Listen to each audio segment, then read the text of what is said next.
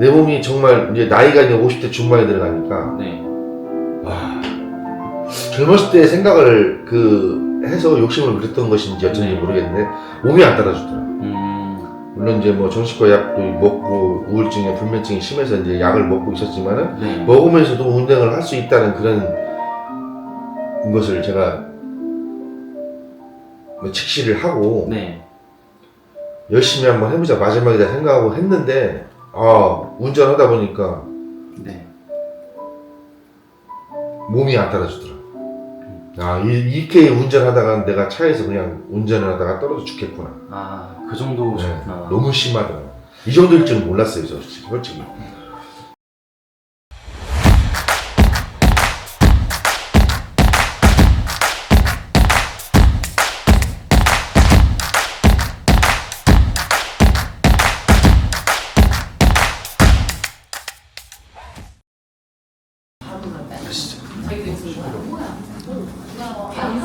사장님 근데 연기는 왜 안 하시게 된 거예요? 연기요? 네. 뭐 기회는 많이 있었는데 네. 저는 정말 하고 싶은 게 정말 간절했었는데 안 시켜주더라고요.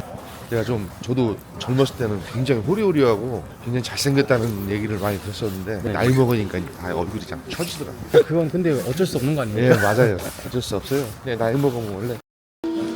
네, 안녕하세요. 저는 이름이 이제 박래웅입니다. 박래웅 사장님이요? 예, 나이는 이제 만 55세고 지금 몸이 건강이 별로 안 좋아서 지금 운전을 지금 젊었을 때부터 하다가 안 돼가지고 힘들어서 운전을 언제부터? 군대 제대하고 26살 때부터. 그럼 그때부터 트럭을 출애라. 출애라 가고차 출애라. 오래 하셨구나. 네, 엄청 오래 했어요. 그러다가 이제 40대 초반에 컨테이너 출애라 운전을 하면서 알았던 친구놈한테 결국은 사기를 당해서 1억 넘게 사기를 당했어요. 어떤 사기 말씀하시죠? 차를 사가지고 지가 할부 100만 원씩 해주기로 하고 차를 뽑았다가 그놈한테 이제 1000만 원을 먼저 주고 지가 필요하다고 그래서 1000만 원을 주고 하는데 일을 하면서 계속 돈을 안 주고 계속 사장님이 직접 일을 하시는데 돈을 안 주시고 캐피탈에서 돈을 할부를 내야 되는데 할부를 못 내주고 계속 그렇게 밀고 하다가 도저히 운행이 안 돼서 결국은 파산을 그때 당시 2012년도니까 도저히 안 되겠다는 제가 판단을 내려서 노후는 더 이상은 일을 안 되겠다. 그래서 할 수 있는 게 뭔지를 가만히 생각해 보니까 그 당시에는 이걸로 이 차를 가지고 차도 별로 안 좋았어요. 카고차인데 25톤 스축이었었는데 중고차를 하다 보니까 너무 안 좋아서 차에 들어가는 비용도 어마어마하게 들어가고 그때 돈이 한 푼이 없는 상태에서 집에 또 생활비를 줘야 되는 상황이고 그러다 보니까 뭐 감당이 안 돼서 결국은 그 아는 지인분을 통해서 파산을 해라. 이 상태로는 운행도 불가하고 개인 희생도 안 된다. 소득 증빙이 안 되니까 개인 희생은 안 되고 그래서 파산을 해라. 그래서 재산만 없으면 파산이 된다고 해가지고 재산이 아무것도 없었으니까 그래서 결국 그때 파산을 해서 면책을 받았어요. 그때 받은 후유증으로 해서 제가 이제 우울증이 왔고 그때부터 우울증이랑 공황장애가 같이 12년 지금 계속 정신과 약을 12년 동안 먹고 있어요. 그럼 12년 전이시면 40대 초반이시네요. 40대 초반. 그럼 그때는 그 우울증을 앓고 나서 뭐 딱히 다른 일을 또 하셨던 거예요? 그때는 이제 처음이고 했는데 일단은 부양 가족이 많다 보니까 뭘라도 했어야 됐죠. 그래서 닥친 대로 일을 했어요. 어차피 파산을 하게 되면은 제 통장을 못 써요. 그렇죠. 그러다 보니까 이제 뭐 일당식으로라든가 그런 걸로 이제 좀 연명을 해가면서 5년이라는 시간을 좀 버티고 나니까 또 이제 그때는 이제 5년 지나고 나면은 제 통장을 쓸 수가 있어요. 그래서 이제 그때부터 쓰게 되면서 또 다시 이제 그 트레일러 운전을 했죠. 그 다시 시작한 지는 그게 몇 년 전이에요? 그게 지금 14년 한 7, 8년 됐어요. 7, 8년이요? 그러시면은 그 하나 RFS 김창수 대표님이라는 걸 어떻게 해요? 그건 제가 이제 광고를 이제 핸드폰 광고를 보다가 그 정확한 건 모르겠는데 아무튼 하나 RFS하고 거기 하나 RFS라는 것을 몰랐거든요. 그런 운송업체가 있는지 운송업체가 있는지도 몰랐는데 광고를 보다가 차를 이제 하나 사가지고 지급을 하게 되면은 거기서 이제 매출을 다 충분히 해주고 그것도 이제 큰 차가 아니고 5톤 차니까 5톤 차 인반이다 보니까 뭐 조건이 괜찮더라고요. 그래서 그때까지만 해도 김창수 대표님을 몰랐어요. 뭐 실장이란 분하고 여자분인데 그분하고 통화를 하다가 그게 이제 인연이 돼서 네. 제가 직접 찾아갔죠. 네. 하나 RFS 네. 오산에 있는 건데 네. 그쪽으로 찾아가가지고 그때 김창수 대표님을 만나게 되면서 이제 그 조건에 대한 거, 차를 사게 되고 어떻게 운행을 하고 이런 것을 전부 다 이제 자세히 듣고 거기서 이제 계약서를 썼죠. 그러면은 그 이후에 몇 년 정도나 일을 하셨죠? 제가 지금 김창수 대표 하나 RFS를 안 지가 22년 5월달 22년 그러니까 한 2년 조금밖에 안 됐어요. 2년하고도 한 2년 6개월 정도? 2022년 겨울 2월 달인가 그때 이제 만났으니까 그래서 이제 그 만나서 진행을 하고 차를 이제 사업자를 내고 5월 달에 이제 5월 4일 날 22년 5월 4일 날 사업자가 나와서 그때부터 일을 이제 하려고 마음 먹고 내 인생의 마지막 종착역이 여기다 생각을 하고 이제 마음을 굳게 먹고 한번 열심히 한번 해보자 하고서는 차를 이제 사가지고 일을 시작했죠. 5월달부터. 그럼 제가 듣기로 사장님께서 이제 공황장애랑 우울증 같은 이제 병 때문에 어떻게 보면 요즘에 그거 어떻게 병이라고 할 수도 있고 병이 아니라고 할 수도 있는데 너무 흔하니까요. 그리고 너무 힘든 사람은 그 본인밖에 모르잖아요. 그렇죠. 그러고 나서 이제 운전을 할 수 없을 정도로 너무 힘드셨던 걸로 제가 들었어요. 그러면 이제 제가 궁금한 거는 트럭을 이제 지입으로 사셨잖아요. 네. 지입으로 이제 마련을 하셨는데 네. 그러면 운행을 못 하시니까 돈을 못 버실 거 아닙니까? 난 솔직히 그 정도까지인 줄은 몰랐죠. 그리고 이제 어차피 저도 배운 게 운전이다 보니까 네. 먹고는 살아야 할 거 아니에요. 부양가족이 많다 보니까 저 운행을 하면서도 배운 게 이거다 보니까 결국은 이제 다시 이제 안 하려고 했었어요. 네. 너무 힘들어서. 근데 다른 일도 운전 안 하고 다른 일도 하려고 몇 번 시도를 해봤는데 네. 안 맞더라고요. 그럼 다시 운전하려고 마음을 먹었었고 그 상황에서 이제 김창수 대표님을 만나게 된 거고 그래서 이제 마지막이다 내 인생 여기가 종착역이다 생각하고 한번 마음을 강하게 먹고 한번 해보자. 네. 그래서 그렇게 해서 이제 또 확신을 갖고 김창수 대표님이 확신을 또 갖게끔 해주셨으니까 네. 그걸 믿고 이제 시작을 하게 된 겁니다. 그럼 지금은 어떻게 돼 있는 상황인 거예요? 지금은 참 불미스러운 게 뭐냐면 저도 김창수 대표님한테 참 미안하고 끝까지 지금 그분이 아니었다면 정말 힘들었을 거예요. 네. 근데 이제 모든 걸 다 맡아 주셔갖고 지금 다 처리가 되는 상황인데 네. 제가 일을 시작한 지 한 일주일 만에 네. 이 정도까지는 몰랐어요. 내 몸이. 일주일 만에요? 네. 내 몸이 정말 이제 나이가 이제 50대 중반에 들어가니까 네. 젊었을 때 생각을 해서 욕심을 부렸던 것인지 어쩐지 네. 모르겠는데 몸이 안 따라주더라고요. 물론 정신과 약도 먹고 우울증에 불면증이 심해서 이제 약을 먹고 있었지만은 네. 먹으면서도 운행을 할 수 있다는 그런 것을 제가 직시를 하고 네. 열심히 한번 해보자 마지막이다 생각하고 했는데 운전하다 보니까 네. 몸이 안 따라주더라. 이렇게 운전하다가 내가 차에서 그냥 운전을 하다가 떨어져 죽겠구나. 그 정도셨구나. 너무 심하더라고요. 이 정도일 줄은 몰랐어요, 솔직히. 이거 뭐 어떻게 할 수 있는 방법이 없더라고요. 그래서 영업사원한테 솔직하게 얘기를 했어요.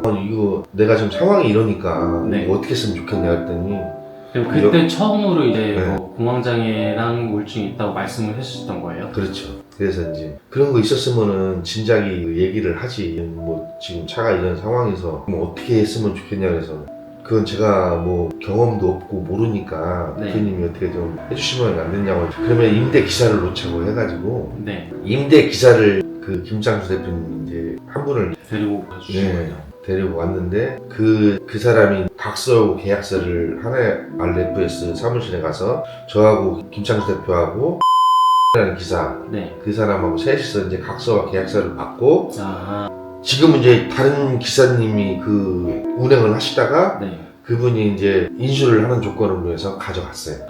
그럼 그 바뀌신 분은 네. 계속 돈이 들어오고 있는 상태고. 그렇죠.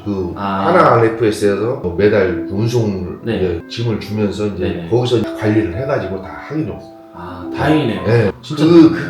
그렇게 되기까지 네. 정말 남일 같아서 그 김창수 대표님이 신경을 안 썼으면은 네. 저는 진짜 완전히 그냥 감당이 말 그대로 이제 안 되면은 뭐 캐피탈에서 이제 뭐 이런 식으로 됐을 텐데 그렇죠. 그렇게까지 되기까지 정말 그 하나 RFS 김창수 대표님이 저를 정말 살려주셨어요. 그 어려운 과정 속에서도 정말 저한테 화 한 번 안 내시고 이분하고 끝까지 갈 겁니다. 그러면 이 트럭 말고는 다른 일을 전혀 안 하시는 거예요? 젊었을 때는 이제 다른 뭐 건설업도 해보고 뭐 장사도 해보고 다 해봤어요. 안 해본 거 없어요. 힘들어요. 그리고 이게 트럭이 지입 차량이 있고 네. 그리고 개인이 따로 이렇게 움직이는 경우 있죠. 그렇죠, 있죠. 그럼 그 장단점에 대해서 설명 좀 한번 해주시겠어요? 지입 같은 경우는 이제 운송회사하고 두 군데를 나눠요. 차는 지입을 하고 지입회사는 따로 있고 네. 여기서는 차 관리를 해주는 거고 또 운송회사는 말 그대로 짐만 해주는 네. 뭐 여기 서울 어디 도착했다 전날 얘기해주면은 어디로 간다 하면은 거기서 또 근처에서 짐을 맞출 수 있게끔 해주고 또 내려가도 그 근처에서 짐을 맞출 수 있게끔 해주고 거기에 운송업체란 말이에요. 아무래도 회사차 같은 경우는 지입차 같은 경우는 이제 나가는 게 많이 있잖아요. 네. 관리비라든가 네. 뭐 이건 보험료는 개인 차를 하더라도 똑같이 나가는 건 마찬가지예요. 네. 회사차 같은 경우는 이제 걱정할 일이 없어요. 다른 일 신경 쓸 필요는 없어요. 다만 조금 더 이제 자기가 돈을 못 가져가는. 근데 이제 그만큼 개인차 같은 경우 신경을 많이 써요. 일도 다 신경을 써야 되고. 일도 본인이 다 네, 따다녀야 다 되고. 따고 해서 그건 이제 알선소를 많이 알아야 돼요. 개인차 같은 경우. 본인이 다 개인이 해야 돼요. 그런 장단점이 있어요. 근데 그건 처음부터는 힘들어요. 힘든 게 아니라 아예 하기가 알선수는 아예 알지도 못하고 네. 처음부터 시작하는 사람들은 경험이 없는 사람들은 그건 아예 할 생각을 하지 못해요. 근데 어떻게 보면 조금 덜 가져가더라도 집 차량에서 네, 운송업체를 그것이- 끼고 이렇게 하는 그렇죠. 게 편하지. 그렇구나. 그럼 하나 RFS에 대한 그 회사에 대한 장점이 따로 있으실까요? 대표님 얘기 말고 네. 그 회사에서 뭔가 이렇게 다른 회사들이랑 이제 많이 비교를 많이 해보셨을 거 아닙니까? 내가 비교는 안 해봤지만 뭔가 이제 믿음이 제 생각으로는 제가 이제 하나 RFS라는 그런 믿음이 있었기 때문에 거기까지 간 거예요. 거기 가서 이제 얘기를 직접 대표님 만나 들어보고 했지만 장단점은 있는데 어느 회사든 차는 다 똑같아요. 차는 다 똑같은데 이제 짐을 얼마나 맞춰주냐. 일거리를? 네, 일거리를 맞아야 되는데 뭐 할부 내고 이것저것 다 내고 나면은 진짜 못 빠지게 일을 했는데 돈 못 가져가면은 안 되는 거죠. 근데 그런 부분이 맞춰주기 위해서 짐을 맞춰주기 위해 최선을 노력을 해요 지금 운송회사에서. 사장님 그리고 아까 네. 연기 얘기 네. 하셨잖아요. 네. 그건 언제부터 하시고 싶었던 거예요? 젊었을 때부터 원래 고등학교 네. 이제 먼 옛날로 가겠지만 고등학교 2학년 때 제가 한번 그 서울로 네. 친구놈하고 네. 둘이서 지금 그 면접 시험을 한번 보러 온 적이 있어요. 오디션이요? 네, 오디션. 네. 그래 가가지고 이만한 서류를 하나 주더라고요. 네. 그 밑에 지하에서 다방이 있으니까 거기 가서 이걸 딱 짤막하게 두 줄인데 이걸 외워서 네. 와가지고 오디션 한번 봐라. 네. 그래서 딱 그때는 그대로 이제 올라가서 연기를 했어요. 그러고 나서 그때가 이제 일요일 날 집에 내려왔는데 화요일 날인가 합격 통지서가 왔더라고. 네. 그래서 그걸 아빠한테 보여주면서 아빠 나 합격했어 했는데 이제 우리 막내 누나 야 그거 돈 많이 들어가는 거야 하지마. 그래서 결국 포기를 한 거지. 그때 제가 중앙인대 연극영화과라는 그 대학교 네. 연극영화과라는 그것만 알았으면은 네. 공부해서 거기 들어갔을 거예요. 근데 그걸 몰랐어요. 그때 하셨어야 되는데. 네, 그때 했었으면은 지금 아마 지금 멋있게 살 수 있었던 계기가 됐지 않을까 그런 좀 어리석은 생각도 한번 해봅니다. 그럼 사장님 그 사장님뿐만이 아니고 솔직히 말해 요즘 경기가 굉장히 안 좋잖아요. 사장님뿐만이 아니고 다른 이제 어렵거나 굉장히 힘들거나 이런 사람들일 수도 있고 아닐 수도 있지만 트럭 운전에 대해서 관심을 가지고 계신 분들이 있으실 거 아니에요. 그렇죠. 그런 분들한테 뭐 어떤 조언이라든지 뭐 이런 한마디 뭐 이렇게 해야 된다 아니면 이런 거 하지 마라 이런 말들이 좀 있을까요? 아니 뭐 요즘은 너무 세상이 좋아져서 네. 유튜브라는 것도 광고도 많이 있고 다른 것도 어떤 광고도 많이 있겠지만 일단 제일 뭐 보면 핸드폰에 유튜브에서 화물 트럭 네. 트럭만 치워도 다 나와요. 네. 나와서 이제 거기에 대한 경기 뭐 말 그대로 경기권에서 부산으로 컨테이너 운반하는 사람들도 많이 있을 것이고 네. 다른 일반 뭐 평판 출애라든지 뭐 이런 것도 많이 있을 것 같고 한데 저는 생각이 그래요. 제가 이제 너무 참 계획이 없이 생활을 하다 보니까 네. 솔직히 한 군데서만 있었어도 이렇게까지는 안 힘들었을 거예요. 너무 이 집 저 집 막 이 회사 저 회사 많이 이제 막 돌아다니다 보니까 결국은 이제 뭐 죽도 밥도 안 됐어. 모든 게 안 돼가지고 네. 사고도 좀 몇 번 있어서 지금 신임이라는 걸 많이 못 얻고 했었는데, 뭐 지금 젊은 친구들이 만약에 운전을 하게 된다면은 뭐 정말 계획만 갖고 열심히만 하면은 이 차 남들보다 더 빨리 성공할 수 있어요. 무조건 그냥 운전이 멋있어서 이런 것은 좀 방식을 깼으면 좋겠고, 정말로 이 운전에서 내가 한번 크게까지는 성공은 안 되더라도 자기가 밥 먹고 살 수 있을 정도는 돼요. 그런 계획만 갖고 열심히만 하면은.